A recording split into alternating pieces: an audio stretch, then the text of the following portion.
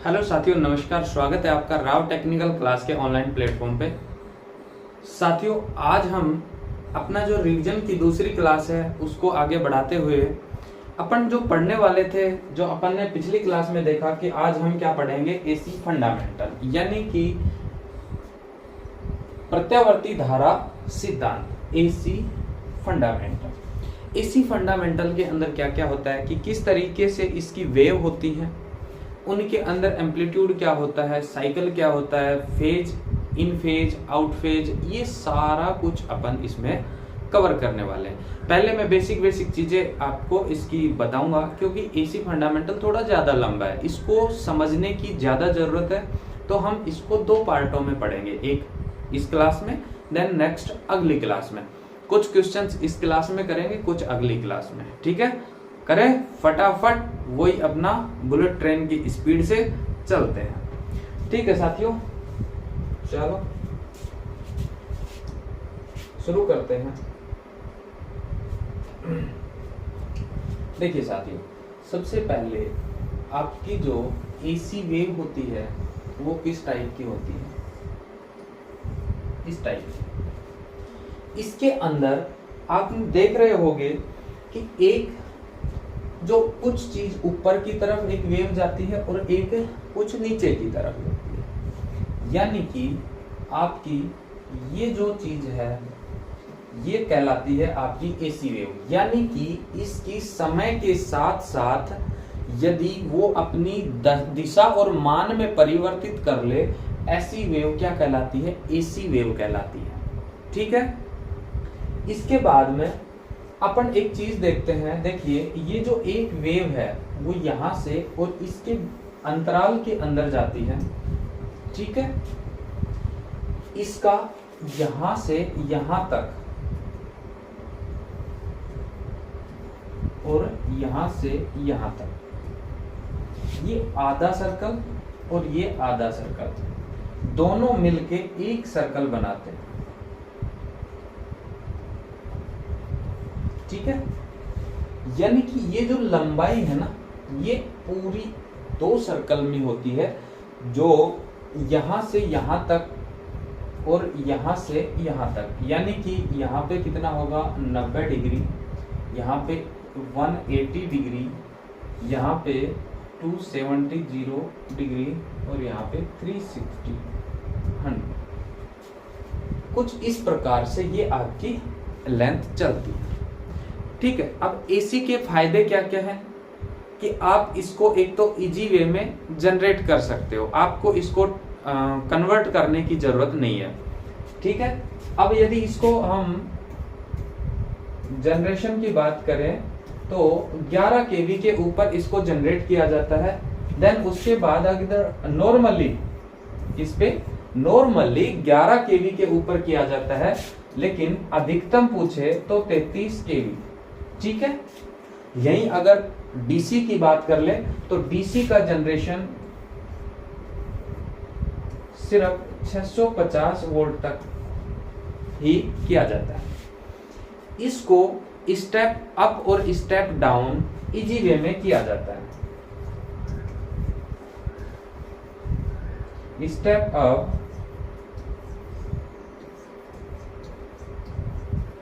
Step down easy way में कर सकता है।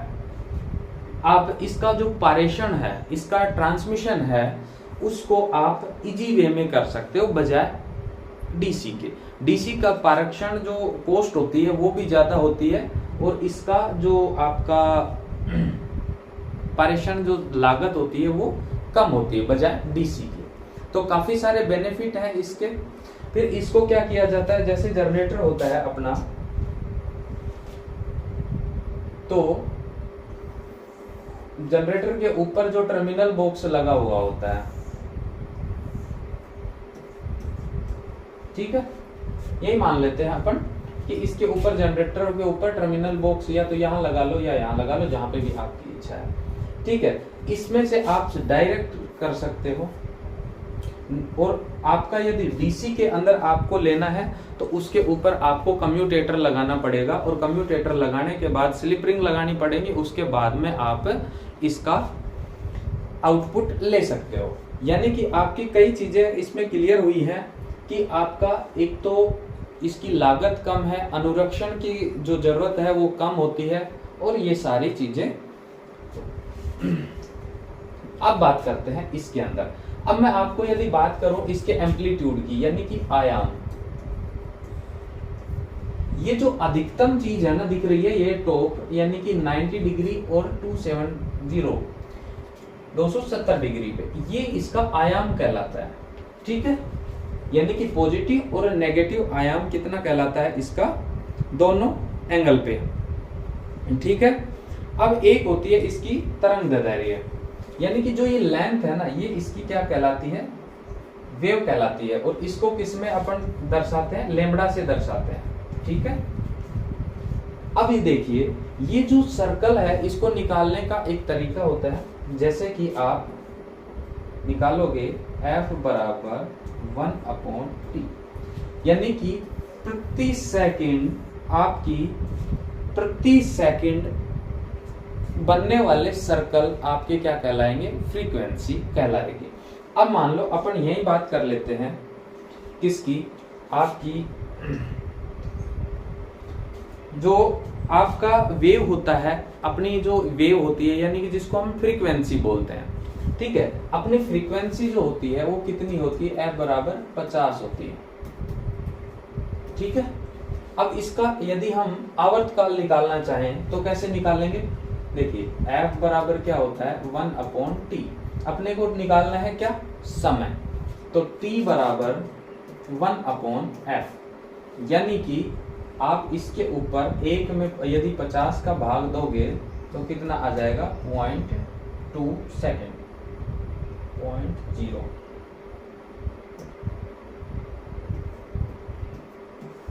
ठीक है, यानी कि जो अपने घरों में 50 हर्ट्ज फ्रीक्वेंसी आती है वो अपना एक सर्कल कितने टाइम में निकालेगी, 0.2 सेकेंड में। इसी तरीके से आपको दे देगा क्वेश्चन, इसी तरीके के आते हैं, जैसे कि आपका क्वेश्चन दे देगा 100 हर्ट्ज फ्रीक्वेंसी का आवर्तकाल क्या होगा।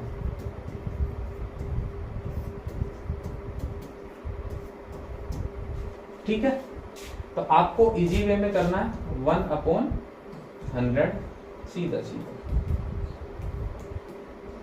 सॉरी T बराबर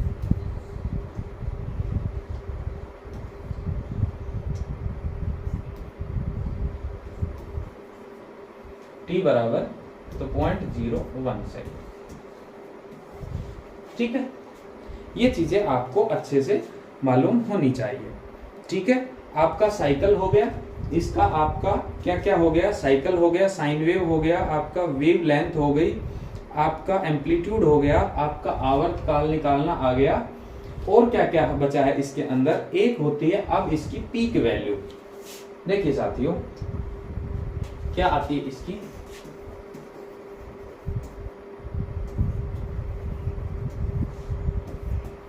पीक वैल्यू,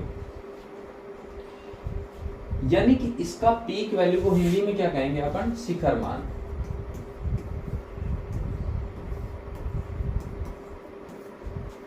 ठीक है, शिखर मान कैसे होता है, जैसे कि आपका दो मैग्नेट है और इनके मध्य यदि हम किसी कंडक्टर को घुमाएं, ठीक है, इस कंडक्टर को हम इस तरीके से पकड़ के इस तरीके से घुमाएं, ठीक है, तो इसके अंदर कब कैसे मान बनेगा, शिखर मान कब होगा, जब इसकी जो ये है इसकी शेप इस टाइप में आ जाएगी, क्योंकि आपका जो इस मैग्नेट के अंदर जो आपकी मैग्नेट रेखाएं होती हैं, ठीक है, वो किस तरीके से निकलती हैं, इस तरीके से।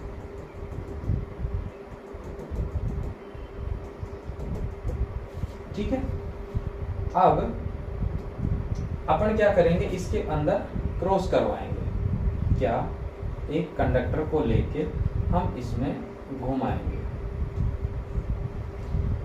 तो जो अधिकतम, अब जैसे ऐसे रखा हुआ है तो ये तो लाइनों के समांतर है, यानी कि ये कम कटेगा, धीरे धीरे करते करते यदि हमने यहां तक ले गए तो ये पूरी रेखाएं इसको आर पार काटने लग जाएंगी। यानी कि अब ये किस किस चीज के ऊपर डिपेंड करेगा वो देखो। एक तो ये मैग्नेट घनत्व कितना है, ठीक है, ये मैग्नेट घनत्व कितना है इस चीज पे भी डिपेंड करता है। यानी कि आपका EMF बराबर B क्या होता है, चुंबक घनत्व, ठीक है। उसके बाद में इस कंडक्टर की लंबाई, अब मान लो एक तो अपन इतना सा कंडक्टर ले तो वो इतनी सी की जो रेखाएं हैं उनको काटेगा, और एक अपन ने बड़ा ले लिया कंडक्टर तो वो पूरी रेखाओं को काटेगा, ठीक है। इसकी लंबाई। तीसरा क्या होता है, हम इसको कितनी स्पीड से घुमा सकते हैं, ठीक है, इसकी वेलोसिटी को, ये होता है इसका शिखर मान, ठीक है साथियों। क्या होगा इसका शिखर मान।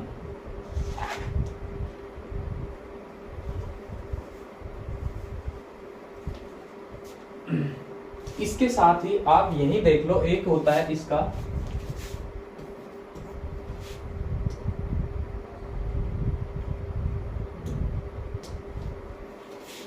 क्षणिक मान।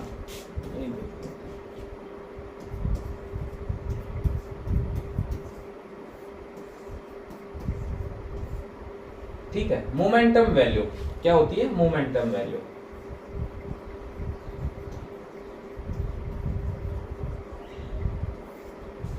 अब मोमेंटम वैल्यू क्या होगी, देखिए साथियों, किसी भी एंगल पे यदि हम इसको काटते हैं, मान लो इसने पूछा है अपने से 90 डिग्री का, ठीक है, ये एक मात्र का है और ये क्या है, कंप्लीट का। अब यदि हम इसको 90 डिग्री पे काटेंगे तो इसके साथ में cos फाई की वैल्यू लगा देंगे, ठीक है, क्या लगा देंगे, cos फाई की वैल्यू लगा देंगे, ताकि sorry sine wave, sine theta आएगा, सॉरी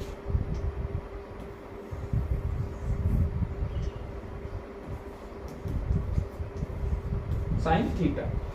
अब क्योंकि cos का तो उल्टा होता है ना, सॉरी, जैसे इसका 90 डिग्री मान है, थीटा का मान कितना है अपना, थीटा बराबर 90 डिग्री, ठीक है, और साइन 90 का मान कितना होता है, 1, ठीक है।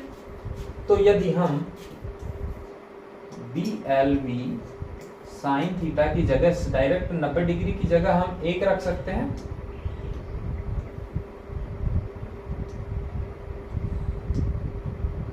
BLV इंटू 1, यानी कि इसका जो अधिकतम मान वो कब होगा, जब ये 90 डिग्री पे काटेगा। अब यदि हमें इसका लेना है 60 डिग्री पे, तो आप 60 डिग्री पे काट लो, 45 डिग्री पे, 40 डिग्री पे, जोन सा भी आपका मन करे उसके ऊपर निकाल लो, यही इसका क्या है, क्षणिक मान है, ठीक है साथियों। इसके बाद में आता है अपना एक औसत मान, क्या आएगा इसके साथ ही अपना औसत मान।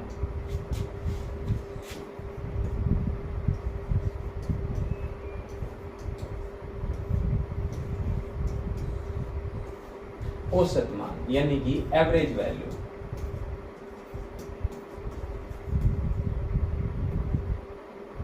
ठीक है। देखिए अब जो एवरेज वैल्यू है वो कौन सी होगी इसकी, आपकी जो एक तो मैक्सिमम वैल्यू, मैक्सिमम,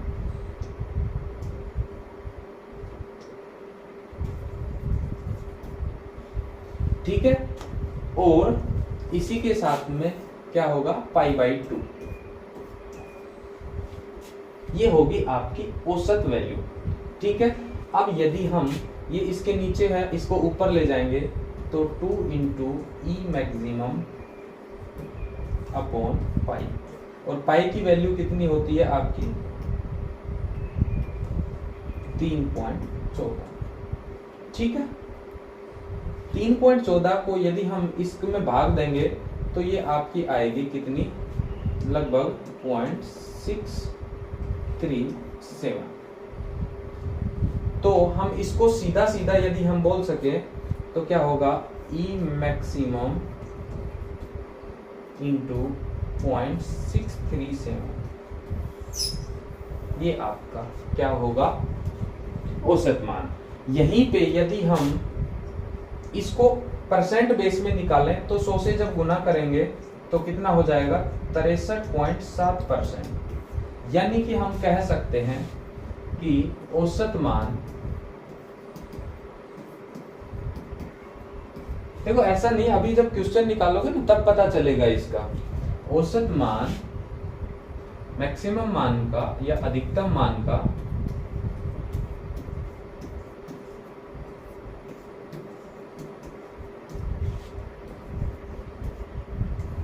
63.7% होता है।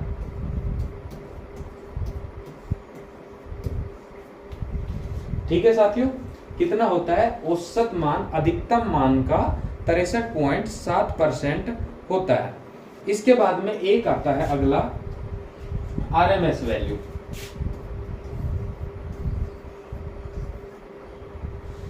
आरएमएस मान, जिसको हम क्या कहते हैं, प्रभावी मान भी बोलते हैं, प्रभावी मान। ठीक है, अब देखिए इसका नाम से ही पता चल रहा है, रूट मीन्स, ठीक है, रूट मीन्स मान, रूट मीन्स वैल्यू।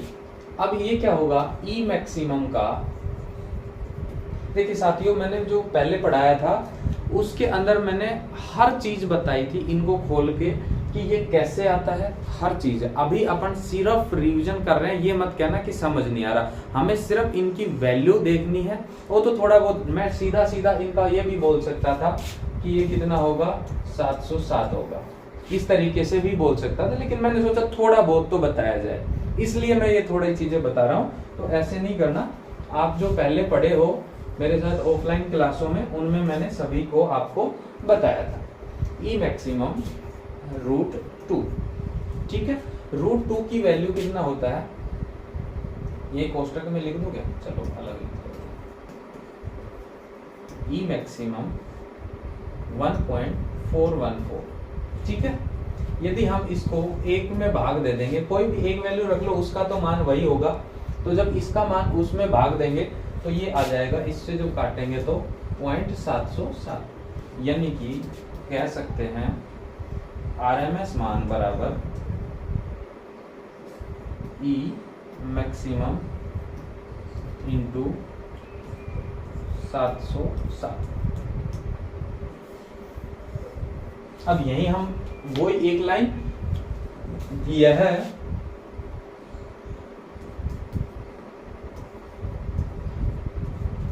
क्या होगा इसका, 70.7% होगा, और किसका होगा, अधिकतम मान का, जो ये होगा आरएमएस वैल्यू अधिकतम मान की 70.7% होगा। इसके बाद में यदि हम बात करें फॉर्म फैक्टर की,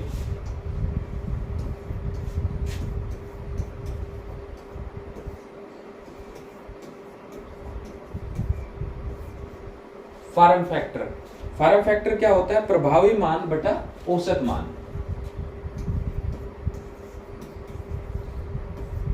प्रभावी मान बटा औसत मान,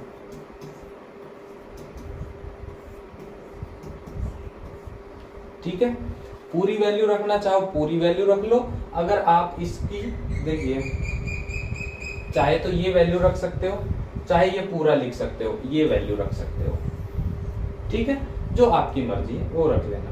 अपन सीधा सीधा करते हैं, प्रभावी कितना होता है, 0.707 बटा 0.637, जब इसको काटेंगे तो 1.11 आ जाएगा। ये आपका क्या है, फॉर्म फैक्टर आ रहा है। इसके बाद में एक होता है शिखर गुणांक, उसको भी यहीं लिख लेते हैं।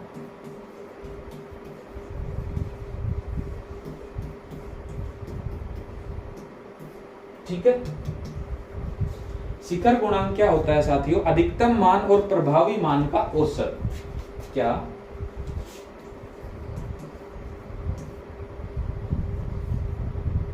अधिकतम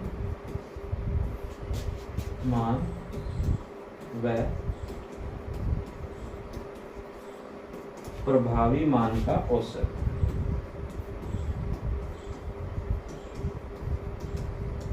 क्या कहलाता है? आपका शिखर गुणांक। किस तरीके से निकालोगे इसको? सीधा सीधा है, इसके अंदर आप अधिकतम मान ई मैक्सिमम बटा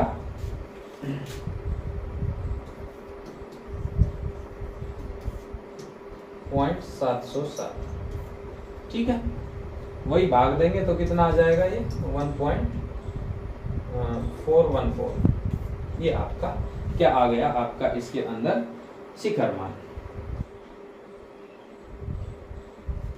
देखिए साथियों, इसके बाद में आता है फेज या कला। देखिए फेज और कला क्या होता है साथियों? जो आपकी वेव होती है, इस वेव के अंदर आपकी जो क्या चलती है, एक करंट और वोल्टेज का इसके साथ ही वेव के अंदर चलती है, उसके जो संबंध को ही आप फेज कहते हो। यानी कि आप कैसे कहोगे इसको? थोड़ा सा देखिए, यदि ये इसके साथ साथ ही चल रही है, बस मैंने थोड़ा बताने के लिए अलग से लिख दिया है। मान लो एक तो है इसके अंदर वोल्टेज और एक है करंट, ठीक है। यदि ये दोनों करंट, यदि ये दोनों यहां से शुरू होके अधिकतम मान तक भी यहाँ साथ गई और अंतिम छोर तक भी ये साथ पहुंच रही हैं, तो ये क्या होगा? इन फेज कहलाएगा। क्या होगा? इन फेज, ठीक है। अब यदि ये अलग अलग हो गई यहां से, ठीक है, ये मानो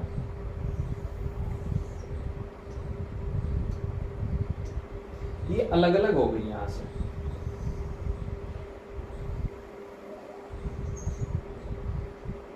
ठीक है, तो ये क्या होगी? Out phase.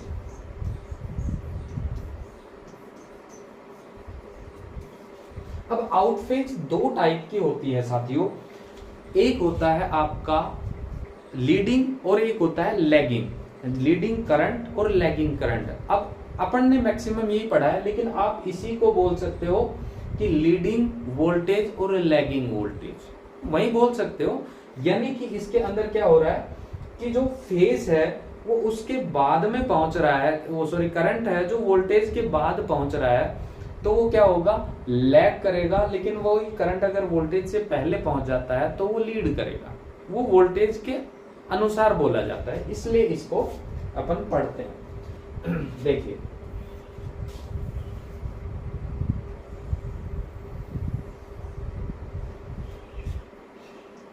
अब ये आपका जा रहा है क्या? वोल्टेज, ठीक है। यहीं अपन करंट लेके चलते हैं। अपना करंट स्टार्ट हुआ यहां से और अपना करंट पहले पहुंच गया। देखिए आप इसको थोड़ा सा समझना कि ये पहले पहुंच रहा है और ये बाद में पहुंच रहा है। इसमें थोड़ा सा आपको कंफ्यूज ना हो कि ये तो बाद में पहुंच रहा है तो आगे है, ऐसे नहीं होगा। ये यहां से शुरू होता है और ये पहले पहुंचेगा, क्योंकि ये इसके समांतर चल रहा है ना, आपका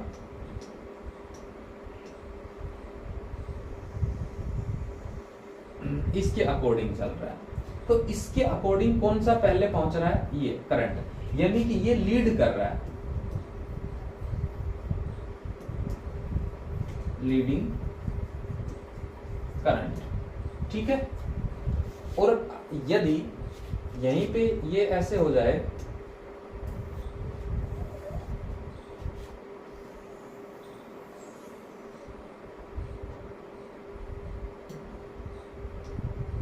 ये थोड़ा सा आगे से स्टार्ट हो और आगे जाके पहुंचे, ठीक है। ये क्या है? आपका वोल्टेज, यही कर लेते हैं, और ये क्या है? करंट। तो करंट इस वोल्टेज के बाद पहुंच रहा है, तो ये क्या होगा? लीड, यानी कि लैग कर रहा है, तो ये क्या होगा? लैगिंग करंट, ठीक है। आपको समझ आ गई होगी कि लीडिंग करंट आउट फेज के अंदर कैसे होता है और लैगिंग कैसे करता है, ये चीजें आपको अच्छे से समझ आ जानी चाहिए। लीडिंग को क्या कहते हैं अपन हिंदी में, अग्रगामी धारा।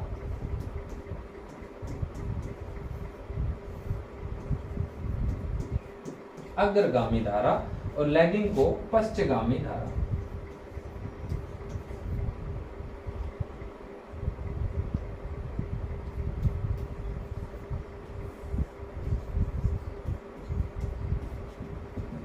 पश्चगामी धारा। ठीक है साथियों, ये मेरे हिसाब से आपको अच्छे से समझ आ जाना चाहिए। इसके बाद में हम स्टार्ट करते हैं इसके परिपथ। इसमें से आपके क्वेश्चन कैसे कैसे बन सकते हैं।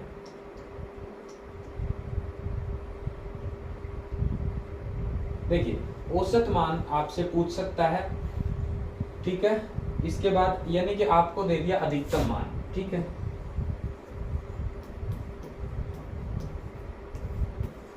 अधिकतम मान दे दिया और अधिकतम मान की वैल्यू दे दी 200। तो आपसे पूछ लिया औसत मान, ठीक है। औसत मान पूछ लिया गया आपसे, तो सीधा सीधा आप लोग 200 को मल्टीप्लाई कर देना किसने से, 637 से या 63.7% से, जो भी आपकी इच्छा हो, ठीक है साथियों। तो जब इसकी 2 जीरो हटाएंगे यहाँ पहुंच जाएगा, आप गुणा कर सकते हो, ठीक है। कितना हो जाएगा, 7 दूनी 14, 6 और 1 7, 12, 127.4 वोल्ट। इस तरीके से रूट मीन्स निकाल लो, कौन सा आरएमएस वैल्यू, वही आप 200 से निकाल लो, 200 गुना 0.707, इसको करोगे तो 2 जीरो से 2 जीरो यहाँ चली जाएंगी, करो 7 दूनी 14, 7 दूनी 14। ये इस तरीके से आपको छोटे छोटे क्वेश्चन दिए जाएंगे, आप लोग इस तरीके से उनको निकाल सकते हो, ठीक है। और इनके अंदर ही बच्चे गलत करके आते हैं, ऐसे क्वेश्चन छोटे छोटे बच्चे छोड़ के आ जाते हैं, ठीक है। ये देखो और कुछ बचा है, आपका अधिकतम मान हो गया। और हाँ, इससे ये भी पूछ सकता है आपसे, जैसे आपको दे दिया क्या, आपको ये दे दिया औसत आरएमएस वैल्यू दे दी, और आरएमएस वैल्यू देख के यदि आपसे पूछे अधिकतम मान, तो भी आपको इसमें भाग देना है। फिर ये मत करना कि मल्टीप्लाई करके आ जाओ, ठीक है। सभी को समझ आ गया? चलो धन्यवाद। नेक्स्ट क्लास में अपन इसके परिपथ पढ़ेंगे, ठीक है। धन्यवाद।